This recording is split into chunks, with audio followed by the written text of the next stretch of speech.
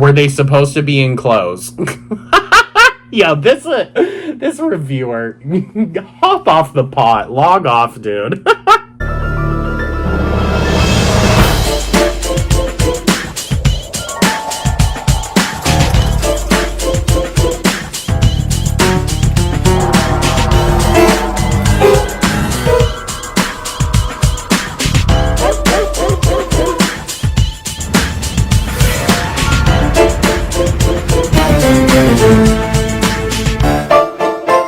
Alright guys, welcome on into a new episode here on the Goo Review. Tonight's a little talk. We're going to be taking a look at the 2024 American Absurdist Fantasy. So it's not really horror. Drama. Sasquatch Sunset. Now, I was expecting this movie experience to be very similar to Skinamarink. I figured there would probably be a bit more story in it, but I thought it was going to be just kind of one of those very experimental films, and it is. It is. There's absolutely no dialogue in the movie whatsoever, so that might be a drawback for some people. This movie is definitely not for everyone. It's like split 50-50 in the reviews and whatnot, but I actually really loved it. I'm not gonna lie. I actually really loved this movie, and I'm glad I bought it. Brief notice, I'm not going to tag the channel because I don't want it to be like taken down or anything, but you can find this movie entirely to watch on YouTube. So yeah, let's just dive into this. We're not going to touch on everything that happens because, you know, why? It's a lot of little things that like guide the plot and whatnot. There are major events, but it's not. We'll get into it. It's directed by David and Nathan Zellner, and this is, I don't think it's their first feature-length film, but it's the first one that I think has had like a mass widespread release. I might be misspeaking with that, but I looked up their other works and I haven't heard of a single one of them. So, but filmed in Humboldt County, California, which if y'all don't know, that's Bigfoot country. That's where the original Patterson-Gimlin film was recorded, that very famous grainy video of Bigfoot. So, like, there's a history to the land with it.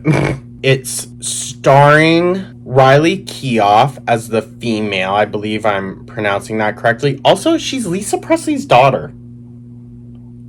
Had no idea about that until I looked into her more. Oh my god. She also, if y'all have seen The Lodge, that's like a kind of more recent horror movie. She played the girlfriend in that. Gave a good role in that too. We maybe could talk about that one because that one's like really interesting. It's really interesting. And she also was in The Runaways, which y'all know I love that movie, and The House That Jack Built. So she's got a pretty impressive lineup of films under her belt. I'm not gonna lie, including this one. I put this one up in there as well. Like I said, she plays the female. And also, there's no names, nothing. It's just female, male, alpha male, child, like stuff like that. Jesse Eisenberg, he plays just the male, just this other male that happens to be there. Christopher Zajac-Denek, I'm probably totally mispronouncing that. He plays the child. And then Nathan Zellner, one of the directors, he plays the alpha male. Also, Ari Aster is an executive producer for the company that did the movie, but his name is closely tied to this film specifically. So, you know it's going to be good, right? If Ari Aster, like, attaches himself to it in some way, you know it's going to be good. This was years ago, I bought a artist book at Barnes & Noble's. Completely random, didn't think about it, but the artwork really called to me. And then when I got home and I was sitting through going, like, page by page, there was a complete foreword written by Ari Aster randomly, and he used his work for a lot of like the Midsommar images and whatnot. So it's really cool. The book is called American Fried Rice. Highly recommend it. But yeah, so the premise of this movie is this film follows a family of Sasquatch for 1 year. That's it. That's it. And it does break it up. Like the chapters are spring, summer, fall, winter. So you see them through a year's worth of time. Lauren Eric Salm was brought in to help the cast with a ape camp to mimic the body language and whatnot of these like superior apes. It did premiere at Sundance as well and got like mixed reviews because it is one, a very specific type of comedy, and it's also a gross movie. It's gross. There are some scenes that are a little rough. I wouldn't even say they're that rough, but they're gross in nature, you know. It was limited to like wide release. It wasn't playing everywhere. It wasn't. It was critically well received, and a quote that I got just off of Rotten Tomatoes that I thought spoke well for it. For audiences attuned to the Zellner's utterly unique wavelength, Sasquatch Sunset offers a moving, if often inscrutable, look at our relationship with the natural world. I think that sums it up well. We're going to get into it more. I think it's a direct commentary on humans.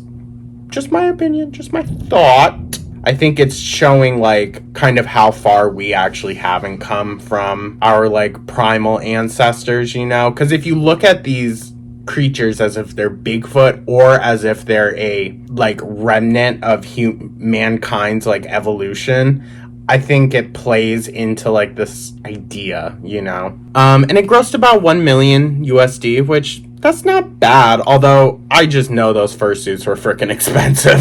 I just know they were. Oh my god. But yeah.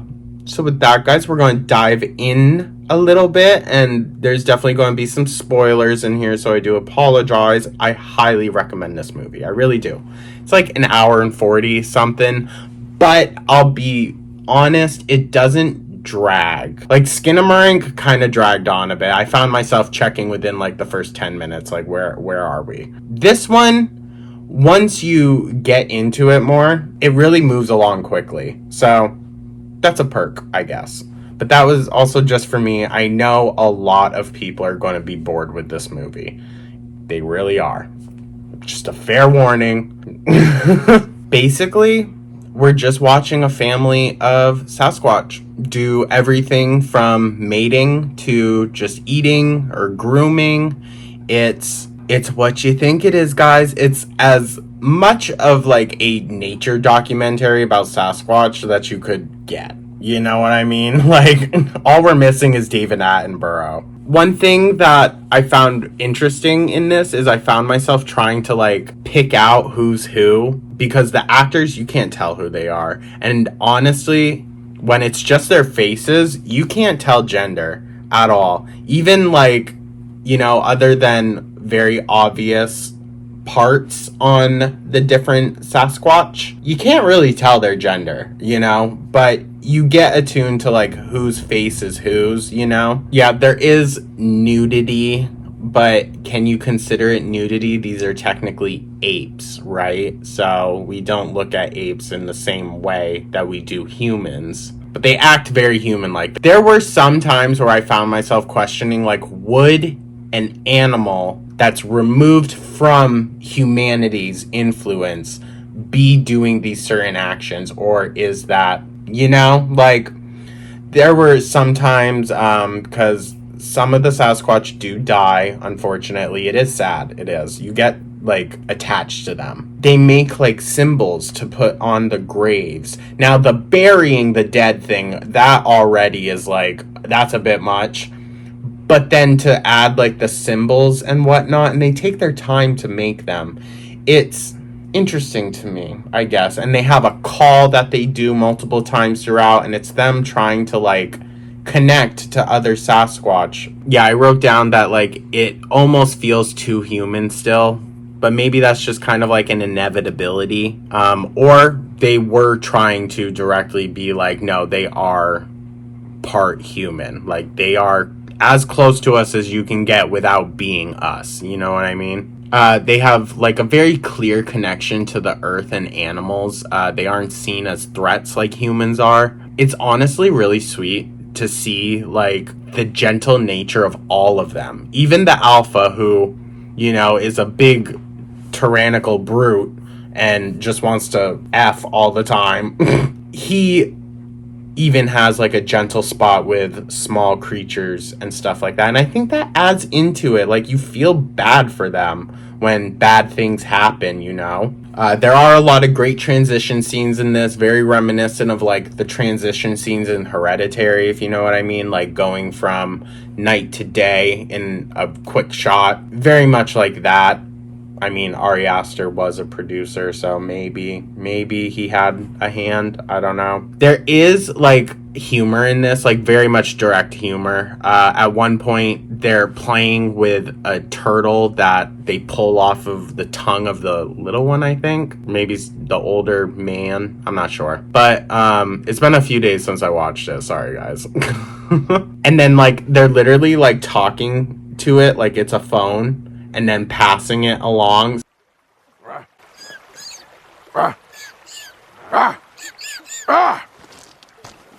So, like, there's just blatant humor in it. I think if you go into this knowing it's absurdist comedy, I think that makes it a bit more enjoyable. It's just me, though. There is, like, light drug use in this movie, I guess. The alpha finds some magic mushrooms, or a magic mushroom, eats it, basically just wanders kind of angrily through the woods and then throws up. But then he stumbles upon a mountain lion. I'm going to guess that's what it is. They have a symbol for when they want to mate, and it's like they just and so he starts, like, you think, oh, he's going to maybe attack this mountain lion, and then he just goes. It's such a funny movie, you guys. It really is. Unfortunately, though, he ends up getting killed by the mountain lion. And that's a very shocking scene. I was like, when that happened. And the family discovers him. They bury him.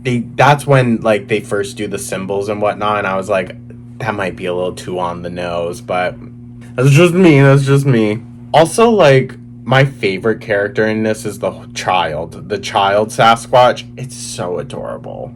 It's so cute. And he's so just like a little kid. We see him like wake up multiple times in the middle of the night because he hears a noise, and then he just lays there like looking around. Like, it's real. I'm telling you guys, like, these characters are really endearing. They really, really are. Also, with all the primal, like, noises, grunts, hooting and hollering and whatnot that happened in this movie, Goo was literally on the edge of the bed the entire time, watching it. Not in, like, the Cujo way, because that, he was, like, whimpering. He did not like that movie.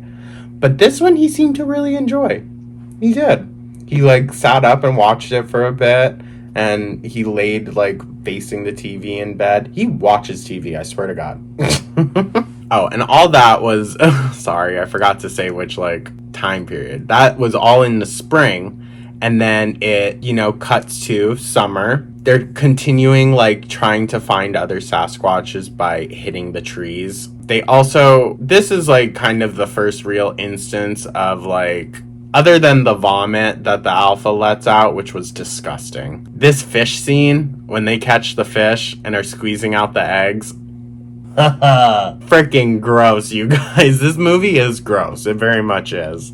And as they go through the months and, you know, traverse this, like, landscape, which you get a lot of really beautiful shots of, they stumble upon more and more evidence of mankind. In the summer, they find a tree multiple trees that have big red X's spray painted on them. So logging and whatnot is now creeping in on their territory. And they really just kind of like look at it and they're really confused, but keeps moving on. They discover a road. Now, this scene, if you've heard anything about this movie, you've definitely heard about this scene. but they come upon a road, and a constant like thing that we see is when these creatures become confused, they become angry or they become scared. I think that's a direct analogy to people. I do. I think we have a tendency to get mad at things that we don't understand. And I'm trying to refrain from phrasing it a certain way because there's a scene in here that does it perfectly. I think it's such a brilliant scene. I'm not going to lie to you guys, and I'm going to try to include as much as I can of that scene specifically because it's funny, but I also think it's so profoundly deep that it just has to be shown. But we'll get there. The road scene, oh my god. Like, they turn one way, notice that it goes on for a long time. They're, like, shocked and scared by it. And then they turn around and notice it goes on forever in the other direction. And then it quickly turns to, okay, they're afraid of it. They're, mad at it. They all start peeing on the road and then pooping on the road. And then the very last clip you see is the mom spraying her milk onto the road. I know it sounds so gross, but like it's absurdly hilarious. It is. I mean, I was looking away. I was like, oh my god. But like that's probably how they would react. I mean, I don't know about the milk, but that's probably how they would react if they came across something like beyond their concept of fear, So then it's right now in the summer, it's just the other male who's an adult, the other adult male, the female, and the child. Now, the child is way, way off. The mom or the female, I think, is having like pregnancy pains. Like, I think she's probably going to give birth soon-ish. So she's partially concerned. Child's off playing, and the male finds this washed up log that's been perfectly cut, and it has the X on it. And he starts jumping on it as it's floating in the water, and he slips, and the log rolls onto his leg. Now, he's stuck, and the female is trying to, push it the other way, but it's too heavy. The other male ends up drowning, and it's honestly kind of a disturbing scene. I'm not gonna lie, it's really sad because this male was one that like you actually liked. The alpha was a questionable character, but this male was like much nicer, it seems, and you watch him drown, and it's hard. I'm not gonna lie, this movie gets sad pretty quickly. It also shows what like might be the child's dream at one point, and it's reminiscing of the alpha and the other male, and it's showing their just like inherent gentle nature, and I think it's the memory that the child had of them, and it's really sad. It is like they're mourning these characters that we lose along the way. And then it's also during this point where we really besides just seeing like breastfeeding scenes and whatnot, we see like the emotional connection between the mother and the child, and it's just like it builds your heart up to these characters, you guys. It really does. I know it sounds maybe a little ridiculous, but there's so much humanity in them that you can't help but feel. So, moving into the fall, they come across a tent. Now, this is the scene that I think is brilliant. So, they're searching through, like, the belongings that they find at the little campsite, and they find a radio, and they're listening to music, and it just kind of, like, they stand there.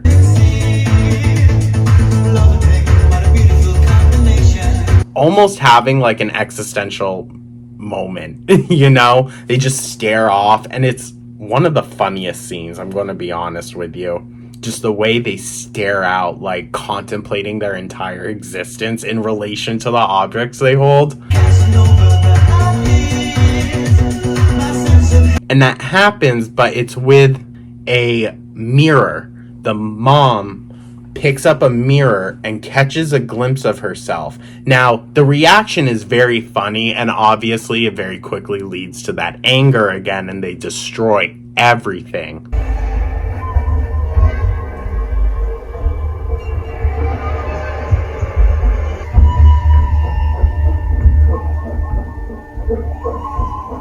I think it's like symbolic, kind of, we're going to get into it, of holding that mirror up to humanity. When humanity holds a mirror up to itself, it gets angry. Or it could be this is the moment where, like, it's trying to drive home the idea of, oh, we are them, you know? This, like, connection that we have between our image and whatnot. Like, that's a very human thing. Like, mirror phase. Literally, it's that. But I just thought it was such a brilliant scene. It's simple, but it's funny, and it really made me be like, okay, this movie is really something else. It's a gem, in my opinion, but that's just me. We will read reviews. And it is in the fall. So I think the whole tree log scene she was just having pains. Maybe that was just like showing she's pregnant. So the fall is when she gives birth. And this is also a somewhat rough scene. Yeah, it's just weird. And they feed the placenta to the mountain lion that's been like following them. It's kind of a gross scene. I'm not gonna lie. It's kind of a gross scene. It's not that bad, I guess. But the baby is very, very ugly. Very ugly. It's a scary looking baby. I'm not gonna lie. And it's just like dangling there pretty much the entire time as the mom carries it. But the fall period, it's very short. And then it goes into winter. The child is playing in the snow. I just love him so much. Love that character. The mother is holding the baby, and the child throughout the film talks to his hand. And I think it's just like this innate loneliness and imagination that like children might have, you know, the need for like connection that they can really identify with in peers and whatnot. They find a chicken coop in the woods, and they take the chicken, but the little kid is carrying it and holding it like the baby. As the mom carries the baby, he carries the chicken. It's just so cute, you guys. It's so adorable. How can you not love these characters? Okay, so don't be too alarmed. The baby does die in its sleep, but the mom somehow revives it. I mean, eyes were white, and then somehow revived this baby. No idea how, but it happens. I mean, you're prepared for it. You really are, with all the tragedy that has happened to these things, and then like what could arguably be the most plausible death. Newborn Sasquatch baby doesn't make it in the middle of the night, being born in winter. Like, that seems pretty plausible. And then, hey, it happened. But then, like, the baby is saved. Like, that seems like the most fantasy part of it, is when they save the baby. I'm not gonna lie to you. It continues with them wandering on, and now we're rounding down to the end of the film. So they stumble upon like more scenes of logging and the logging industry, and then they come up upon a large wooden statue of a Sasquatch, and they're hooting and hollering. They're trying to communicate with it, and then it's an ending shot, and they're standing in front of a Sasquatch museum, and it just seems very like a reflective final moment for these characters, and you're just kind of like, well, where do they go on from here, you know? I'm not gonna lie to you guys, I really enjoyed this movie. I really did. I think it's worth the watch. I do. Like I said, you can find it on YouTube. It's really good. It's really endearing. And I think if you give it a chance, I think you guys will enjoy it as well. I do. It was just fun. I'm not gonna lie. It's just fun. It's a fun movie. But yeah, so that's that. We will check the reviews. Now, I have been looking around to see if Longlegs is playing anywheres. It is. It's playing at a theater nearby me. The only issue is, like, leaving the house for, like, 2 hours. I've left the house for a long time before with Goo here, but he ate a candle. If y'all remember that, you remember. He ate a candle, and I don't want that to happen again. So, I know it's going to stream on Hulu once it comes out, so, you know, I'm just going to try my best to avoid any spoilers. 33% gave it 5 stars, 32% gave it 1 star. There were a few in between, but we're going to read the top positive and the most critical. Top positive comment is, simplistic and fabulous, Riley Keough is excellent. She definitely is. Her and the child are the main part of this entire movie. I loved it. I hate to say it, but the casting sold me first. In order to see this, I had to part with $14.99. Well, it was $6.99 when I got it. But took a shot because I've become a fan of Riley Keough and trust that she makes interesting but quality choices in projects lately. I agree. I wasn't sure what it was getting at first. I think I was expecting a comedy or something along the lines of an SNL sketch, so I had to abandon all attempts to figure out and just go along for the ride. Once I did that, I became fully involved in their world and found myself frustrated and amused and curious along with these creatures as they go about the simple, slightly sad, and sometimes lonely life of Sasquatch. Once in a while, I found myself getting judgy about some of the baser nature of the creatures. I'm sure there will be remarks by other reviewers, but I let it go and thought, if I'm going to accept this story, there are some typos in this, guys, so I'm trying. I'm going to accept all of it, not from my human, civilized POV, although I couldn't help wondering how the actors felt when they were told they were going to do what in the road? I truly enjoyed this oddball film, sadder than expected, but it ended on a perfectly imperfect note. So glad I took a chance on this little gem. And I think that fits. I think that's appropriate for it. It definitely exceeded my expectations, but also it didn't meet those expectations because those expectations were... I think it's unfair to walk into this movie with expectations. I think that will hinder a part of the experience, but that's just me. So this is the top critical review. I was really looking forward to this movie, but unfortunately, I found that the funniest parts were already shown in the trailers. I avoid trailers for this reason. I don't watch... Ever since Hereditary, where I was like, you know what? I made the active decision to not watch any trailers for it, and I went in completely blind, and oh my god, did it pay off. It pays off so much not to watch any trailers. It really does. The trailers were misleading too, as one of the Sasquatches didn't even eat a magical mushroom and trip as implied. Instead, he just puked everywhere. Once again, I didn't see the trailer, so I don't know how, like, drastic it showed. But he did trip. He did. And he just, like, got really sick. That's more than realistically what would have happened. You know, you act crazy for a bit and then you throw up. Like, yeah, that makes sense. Speaking of puke, this movie was filled with gross bodily fluids, and not in a comical way. If you dislike bodily fluids, this movie isn't for you.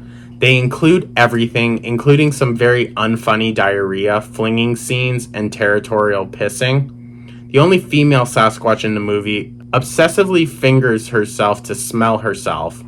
I know why she did this in the context of the movie, but like most of this movie, I just couldn't figure out why anyone would think that's interesting or worth the cinematic cut. It plays into the story. Y'all, these negative reviewers, I swear, they just always sound like negative Nancys.